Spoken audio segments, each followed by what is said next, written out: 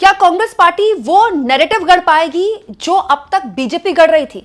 आखिर कांग्रेस के अंदर के बदले हालात पर क्या बोले आज तक के रिपोर्टर, और रवीश कुमार ने कैसे राहुल गांधी को कर दिया सपोर्ट? दोस्तों, पिछले 24 घंटे में भारत की राजनीति में कांग्रेस पार्टी की तरफ से एक बहुत बड़ा बदलाव देखने को मिला है। यह बदलाव अगर कांग्रेस पार्टी ऐसे ही लेकर चलती है तो उससे उसको नुकसान होगा, फायदा होगा, इसका तो खैर आने वाला वक्त बताएगा। लेकिन इस बदलाव के पीछे एक साहस दिखाई देता है कि कम से कम कांग्रेस पार्टी जो सोच रही है वो टेम्परामेंट, वो हिम्मत, वो गुस्सा दिखाने की कम से कम हिम्मत करती है। दोस्तों, हुआ क्या, यूथ कांग्रेस के कार्यकर्ता एआई समिट में पहुंचे, शर्टलेस होकर उन्होंने प्रदर्शन किया तो पूरी मीडिया, पूरी बीजेपी अटैकिंग मोड में आ गई कि ये तो देश का अपमान है, ये भारत विरोधी गतिविधियों में शामिल होने जैसा है, देश का अपमान किया है। पूरी दुनिया के डेलीगेट्स जहां पर आ रहे हैं वहां पर इस तरह के शर्टलेस प्रदर्शन करने की क्या जरूरत थी? जंतर मंतर पर कर लेते, कहीं भी कर लेते। अब दोस्तों, आप जानते हैं जब बीजेपी को ऐसा कोई मौका मिलता है तो वो हाथों हाथ मीडिया भी ले लेती है। शाम तक पूरा मीडिया पूरे जोर पर आ चुका था। लेकिन दोस्तों, इस बार कांग्रेस ने अपना नैरेटिव गढ़ने का फैसला किया। उन्होंने तय किया कि वो अपने पार्टी के कार्यकर्ताओं के साथ खड़े दिखाई देंगे और ये साफ संदेश सुबह तक राहुल गांधी द्वारा पार्टी के कार्यकर्ताओं को दे दिया गया कि देश का युवा देश के साथ खड़ा है, पीएम के साथ नहीं खड़ा है, क्योंकि प्रधानमंत्री का विरोध करना देश का विरोध करना नहीं है। क्यों? क्योंकि लोगों, जो ये प्रोटेस्टर्स पहुंचे थे, उनके टी शर्ट में पीएम इज कॉम्प्रोमाइज लगा था, इंडिया इज कॉम्प्रोमाइज नहीं लिखा था। तो ये प्रदर्शन जो है वो प्रधानमंत्री के खिलाफ था। दोस्तों, हालांकि अभी भी बीजेपी इसको लेकर काफी अटैकिंग मोड में है कांग्रेस पर, लेकिन आज तक के रिपोर्टर है राहुल गौतम, उनकी तरफ से देखिए ये खबर शेयर की गई है और ये आधी रात को शेयर की गई है, रात को 12:30 बजे के आसपास, क्योंकि रात भर ये सब चल रहा था। यूथ कांग्रेस के जो कार्यकर्ता थे उनको रात को पुलिस हिरासत में लेकर ले जा चुकी थी। तो राहुल गौतम ने ये जो नैरेटिव है कांग्रेस पार्टी ने गढ़ने की कोशिश की, इस पर कहा, कांग्रेस के संचार विभाग के सामने सबसे बड़ी चुनौती आ चुकी है। कई लोगों का मानना है कि अगर वे युवा कांग्रेस के एआई विरोध से संबंधित नैरेटिव की लड़ाई जीतने में कामयाब हो जाते हैं तो ये पार्टी के प्रति उठने वाली कई आलोचनात्मक आवाजों को लंबे समय तक दबाने के समान होगा। तो राहुल गौतम, जो कि कांग्रेस बीट कवर करते हैं आज तक के रिपोर्टर, वो ये कह रहे हैं कि ये कांग्रेस पार्टी के आईटी सेल का एक बहुत बड़ा टेस्ट है।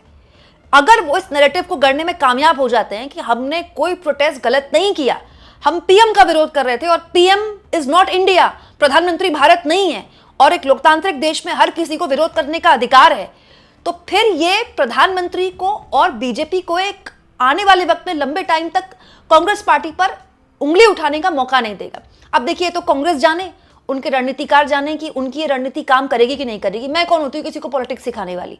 लेकिन रवीश कुमार ने इस पूरे मामले में एक नई बात बोली है जो कि हमको न केवल एक नागरिक की तरह सुननी चाहिए बल्कि आलोचनाओं के बीच में एक बिल्कुल अलग राय की तरह देखनी चाहिए। पत्रकार रवीश कुमार ने कहा, प्रदर्शन करना एक वैध लोकतांत्रिक अधिकार है और प्रक्रिया है।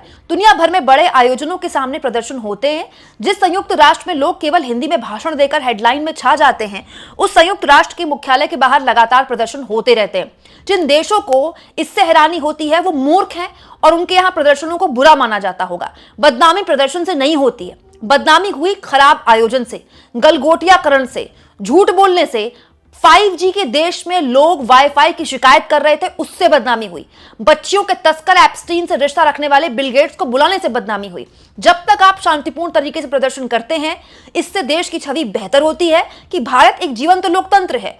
राहुल गांधी को जान से मारने की धमकी दी जा रही है, इसे ज्यादा गंभीरता से लिया जाना चाहिए। अमेरिका में मिनेसोटा में रोज ही प्रदर्शन हो रहे हैं और दुनिया भर में छप रहे हैं। क्या इसीलिए अवैध घोषित कर दिया जाए कि मिनेसोटा के प्रदर्शनों से अमेरिका की छवि खराब हो रही है? बेकार तर्क है। अमेरिका के सुप्रीम कोर्ट ने जो साहसिक फैसला दिया है, अपने ही राष्ट्रपति को जगह दिखा दी, इससे अमेरिका की छवि खराब नहीं हुई बल्कि बेहतर हो गई है। ट्रंप के टैरिफ का हजारों कंपनियों ने विरोध किया होता तो अमेरिका के इतिहास में शानदार क्षण नहीं आता। उन कंपनियों का विरोध करना अपने आप में प्रदर्शन करना है। अगर देश का मीडिया प्रदर्शनों को देश की छवि से जोड़ने लग जाए तो इसका मतलब यह है कि वो मीडिया नहीं है, उस प्रोजेक्ट का हिस्सा है जिससे जरिए लोकतंत्र को खत्म किया जाता है। दोस्तों, एक नागरिक के तौर पर रवीश कुमार की इस बात पर हम इत्तेफाक रख सकते हैं, नहीं रख सकते हैं, लेकिन मेरे मासूम मन में एक सवाल है। एप्स्टीन जैसा दुर्दांत अपराधी जिसने न केवल बच्चियों के साथ यौन शोषण किया बल्कि ऐसे ऐसे कांड किए जो किसी भी तरह से इंसान कर ही नहीं सकता, उसके साथ कोई मंत्री बातचीत की बातें स्वीकार कर रहा है, ईमेल्स उसके बाहर आ रही हैं, खुद वो मंत्री स्वीकार कर रहा है कि वो 3-4 बार मिला और उसके बावजूद भी उस मंत्री को PM happy birthday to you wish कर रहे हैं। क्या ये देश की बदनामी नहीं करता? दोस्तों, ब्रिटेन के राजा प्रिंस चार्ल्स ऑस्ट्रेलिया आए थे, लेकिन वहीं ऑस्ट्रेलिया के एक नागरिक ने प्रिंस चार्ल्स के मुंह पर अपने प्रशासन के सामने उनको सुनाया ये कहते हुए कि आप मेरे राजा नहीं हैं। सोचिए, भारत में अगर कोई ऐसा कर दे विदेशी मेहमान के सामने, तो भारत की मीडिया और बीजेपी क्या कहेगी। लेकिन ऑस्ट्रेलिया में किसी ने भी इस महिला को एंटी नेशनल नहीं कहा। ये बस अपनी आवाज उठा रही थी शांतिपूर्ण तरीके से, जो लोकतंत्र इसको अधिकार देता है। तो दोस्तों, ऑस्ट्रेलिया के लोग भी कह सकते थे कि देखिए, तो ऑस्ट्रेलिया का अपमान हो गया, इतने बड़े बताइए ब्रिटेन के राजा ऑस्ट्रेलिया आए हुए हैं और हमारी सेनेटर जो है उनका सामने से विरोध कर रही है, तो ऑस्ट्रेलिया का अपमान है। लेकिन वहां ये नहीं कहा गया, क्योंकि लोकतंत्र जनता के लिए ना, जनता ने 4 आवाज उठा दी, तो आप उस पे किसी को कोई आपत्ति कैसे हो सकती है। दोस्तों, सत्य हिंदी के संस्थापक और वरिष्ठ पत्रकार आशुतोष ने भी एक बात बोली है। उन्होंने कहा है, कॉन्स्टिट्यूशन गारंटी करता है कि हर आदमी नॉन वायलेंट तरीके से, शांतिपूर्ण तरीके से प्रदर्शन कर सके। ये हर किसी का फंडामेंटल राइट है। लगातार कई सालों से सिस्टमैटिक तरीके से इस तरह के प्रोटेस्ट को दबाया जा रहा है, उसको रेस्ट्रिक्ट किया जा रहा है, ये बंद होना चाहिए। दोस्तों, इसके अलावा सबा नकवी वरिष्ठ पत्रकार है, ये भी, इन्होंने भी एक बात बोली है। इनका कहना है, मुझे लगता है यूथ कांग्रेस का बिना शर्ट के विरोध प्रदर्शन मूर्खतापूर्ण था, लेकिन सकारात्मक पक्ष भी देखिए। पोस्टर, अवरुद्ध सड़कें और सुप्रीम लीडर के साथ फोटो खिंचवाने से विदेशी पर्यटकों को शायद थोड़ा मनोरंजन मिला होगा। अब उन्हें पता चलेगा कि हमारे पास एक विपक्ष है जो बिना शर्ट के विरोध करने को तैयार है। इस मामले में चीन कभी आगे नहीं निकल सकता, इसीलिए भारतीय विरोध प्रदर्शन के लिए ईश्वर का धन्यवाद। दोस्तों, सबा नकवी जो बात बोल रही है, मैं उसको थोड़ा सा एक कदम आगे ले जाकर एक सवाल रखना चाहती हूँ आपको।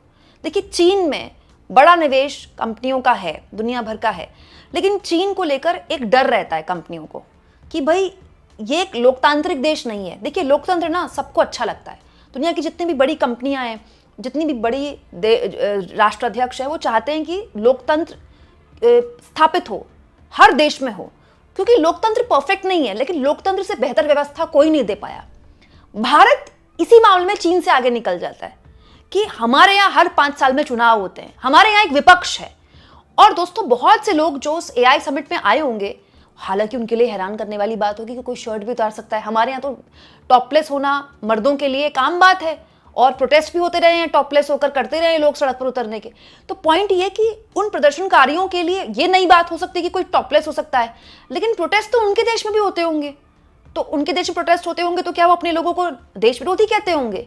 ये कुछ सवाल हैं जो हम पूछ सकते हैं कांग्रेस पार्टी से भी और बीजेपी से भी। अब दोस्तों, कांग्रेस पार्टी नैरेटिव कितना आगे बढ़ पाएगी? दोस्तों, ये पॉलिटिक्स जो है कांग्रेस पार्टी को कहाँ लेकर जाएगी, ये तो कांग्रेस पार्टी जाने, राहुल गांधी जाने। लेकिन सवाल ये कि एक ऐसे दौर में जब सवाल पूछने पर भी इतना खौफ हो, इतना डर हो, ऐसे वक्त में ये क्या एक बोल्ड कदम नहीं है जिससे बहुत से लोग कांग्रेस पार्टी से इत्तेफाक नहीं रख सकते हैं?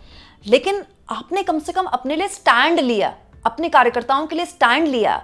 ये एक नई दिशा में क्या कांग्रेस पार्टी को पहुंचा सकता है? आपको क्या लगता है? कमेंट बॉक्स में जरूर लिखें, और जितना हो सके चैनल को शेयर भी करें, सब्सक्राइब भी करें, और थैंक्स और ज्वाइन के ऑप्शन से अगर आप चाहें दोस्तों तो कुछ आर्थिक मदद भी चैनल की जरूर करें।